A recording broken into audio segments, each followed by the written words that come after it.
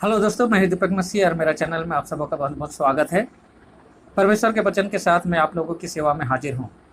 हम लोग बाइबल की सबसे लॉन्गेस्ट प्रोफेसी 2300 साल की स्टडी कर रहे हैं, जो हमें दानियल चैप्टर 8 का 14 पद में मिलता है।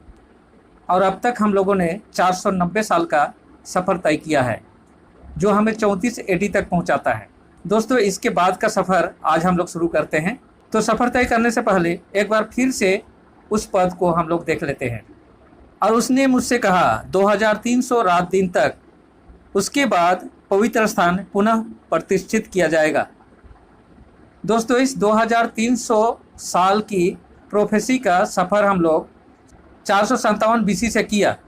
और हम लोगों ने इस सफ़र में 3 पड़ाव देखे। पहला पड़ाव 408 का, दूसरा पड़ाव 27 एडी का और तीसरा पड़ाव 34 एडी का। और पिछले वीडियो में हम लोगों ने इस पड़ाव में हमें क्या क्या मिला उसके बारे में ऑलरेडी मैंने वीडियो बना चुका हूं, तो आप उस वीडियो को भी जाके ज़रूर देखें। अब हम लोग 490 साल का सफ़र तय किया है। अब बाकी बचा है 1810 साल। और जब हम इस 1810 साल का लंबा सफ़र तय करते हैं तो हम पहुंचते हैं 1844 एडी में। और यहाँ पर वचन कहता है कि इसके अंत में वह पवित्र स्थान पुनः स्थापित किया जाएगा। और इस पवित्र स्थान के बारे में भी मैंने वीडियो बनाया है। दोस्तों, आप उस वीडियो को प्लेलिस्ट में जाकर देख सकते हैं। दानियल चैप्टर 8 की जो प्रोफेसी है दोस्तों, इसमें यही दिया गया है कि किस तरह से रोमन कैथोलिक चर्च ने परमेश्वर के उस जीपीएस को, जो प्लान ऑफ सल्वेशन है, या मंदिर को किस तरह से तोड़ा और परमेश्वर उसे किस तरह से रिस्टोर किया और किसके माध्यम से किया। इसी का इतिहास आज हम लोग जानेंगे। तो दोस्तों, रोमन कैथोलिक चर्च जब पावर में आया तो उसने किस तरह से 1 बाय 1 इस मंदिर को तोड़ा, उसका वीडियो ऑलरेडी मैंने बना चुका है। अब इसका रिस्टोरेशन कैसे होता है और किसके माध्यम से होता है, आज हम लोग वही देखेंगे। तो 15वीं सेंचुरी में एक घटना घटती है दोस्तों।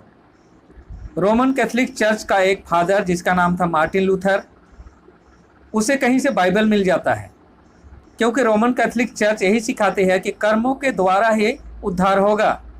और मार्टिन लूथर अपने पापों के लिए बहुत ही सीरियस था, अपने को कोड़ा मारता था, अपने को सजा देता था ताकि उसे शांति मिल सके और उसके पापों का प्रायश्चित हो सके।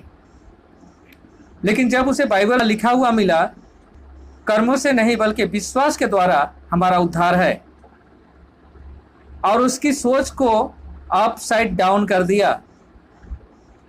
वो रोमन कैथोलिक से प्रोटेस्ट करके बाहर निकला और यह प्रचार करना शुरू किया कि परमेश्वर ने अपने पुत्र को हमारे लिए बलिदान किया है, वह यीशु है, और उस पर विश्वास करने वालों को परित्राण बिना मूल्य मिलने वाला है। Roman Catholic church Martin Luther को मारना चाहता था, लेकिन परमेश्वर उसे चुना था अपने उस मंदिर को रिस्टोर करने के लिए। तो दोस्तों, इस पवित्र स्थान में हम पहला आर्टिकल जो पाते हैं वो है अल्टर, जहाँ पर पापी लोग अपने पापों की प्रायश्चित के लिए मेमना का बलिदान करते थे, और जो रिप्रेजेंट करता है यीशु के बलिदान को, उस अल्टर को रोमन कैथोलिक ने वहाँ से हटाकर कर्म को रख दिया था। जब इससे आगे बढ़ते हैं तो हमें मिलता है लिवर, जो बपतिस्मा को रिप्रेजेंट करता है, और बपतिस्मा के द्वारा हम यीशु के साथ कब्र में दफनाए जाते हैं, और यीशु जिस तरह से जी उठा था उसी तरह से हमारा नया जीवन शुरू होता है। रोमन कैथोलिक चर्च ने छिड़काव बपतिस्मा के माध्यम से इस लिवर को तोड़ दिया था। जब बपतिस्ट चर्च आया, जिसका फाउंडर जॉन स्मिथ था, इन्होंने इस बपतिस्मे का अर्थ को समझा और उन लोगों ने फिर से इमर्सन बपतिस्मा को एस्टेब्लिश किया। इस तरह से यह लिवर भी रिस्टोर हो गया। जब हम पवित्र स्थान में जाते हैं तो वहाँ पर रोटी का एक टेबल मिलता है, जो रिप्रेजेंट करता है परमेश्वर के वचन को, यानी बाइबल को। रोमन कैथोलिक चर्च ने बाइबल को साधारण मनुष्यों से हटा दिया था, और इस तरह से उस टेबल को उसने तोड़ा था। जब प्रेस्बिटेरियन चर्च आया, जिसका फाउंडर था जॉन कैल्विन, तो यह ग्रुप बाइबल की अहमियत को पहचाना और इसी समय बाइबल सोसाइटी ऑफ इंडिया का गठन हुआ और बाइबल प्रिंट किए जाने लगे और लोगों तक पहुंचाए जाने लगे, और बाइबल ही एकमात्र उद्धार का स्रोत माना जाने लगा। इस तरह से जो रोटी का टेबल था जिसे रोमन कैथोलिक चर्च ने तोड़ा था, रिस्टोर हो जाता है दोस्तों। जब मेथोडिस्ट चर्च आया तो उन्होंने पहचाना यीशु के ग्रेट कमीशन को, और उन्होंने देश विदेश में मिशनरी भेजे परमेश्वर के वचन को लोगों तक पहुंचाने के लिए। और यीशु कहता है कि तुम जगत की ज्योति हो, और इस तरह से लैंप स्टैंड रिस्टोर हो जाता है। जब ये प्रोटेस्टेंट चर्च का आविष्कार हुआ और लोगों ने बाइबल की सच्चाई को जाना, तब जब वो अल्टर था जहां धूप जलाया जाता था, जो यीशु की मध्यस्थता को दर्शाता है और जिसे रोमन कैथोलिक चर्च तोड़ने के लिए यीशु के जगह में मरियम को रख दिया था, वह रिस्टोर हो जाता है। इस तरह से दोस्तों 18वीं सेंचुरी तक ये पवित्र स्थान रिस्टोर हो चुका था। बाकी रह जाता है महापवित्र स्थान। तो महापवित्र स्थान में परमेश्वर की 10 आज्ञा रखी गई थी, और इस महापवित्र स्थान को तोड़ने के लिए रोमन कैथोलिक चर्च ने परमेश्वर की आज्ञा को तोड़ा था।